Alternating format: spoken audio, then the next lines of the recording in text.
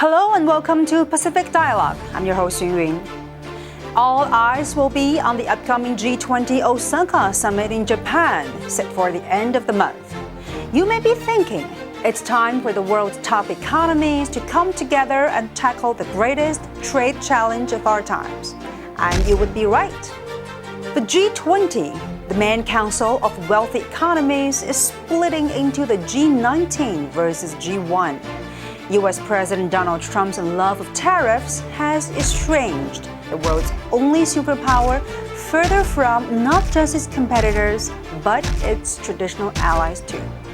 The Peterson Institute for International Economics released an updated version of Trump's trade war timeline in early June that showed how the U.S. is picking fights with the world's major economies, which are part of the G20.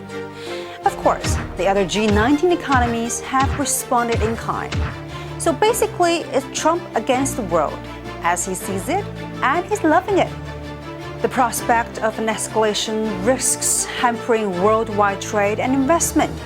The International Monetary Fund warned that the trade war could wipe out $455 billion from the global GDP next year, equivalent to the total GDP of Thailand, taking a gigantic toll on global economic growth. The White House attempted to justify its trade disputes by using legal rationales such as national security threat or intellectual property theft. But does it really care about these issues? Because when Chinese tech company Huawei needed the U.S. company Verizon to pay patent fees, U.S. Senator Marco Rubio called Huawei a patent troll. What double standards, what a clown. Basically, what matters to the U.S. are its own economy, its hegemonic status, and its grip on international affairs. You don't see the U.S. taking on economies like Kenya or Mongolia or Iceland. Why is that? Well, economically speaking, they're too small for the U.S. to bother with. But the G19 nations are another story. After all, they are a selected group of big and ascendant economies.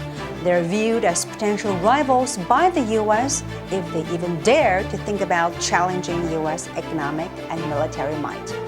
And Washington does not hesitate to flex its muscle, and we all know that already.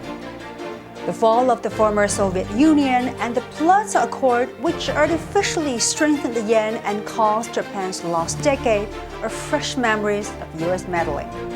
Now, Washington has made Beijing its new target. So who will be next?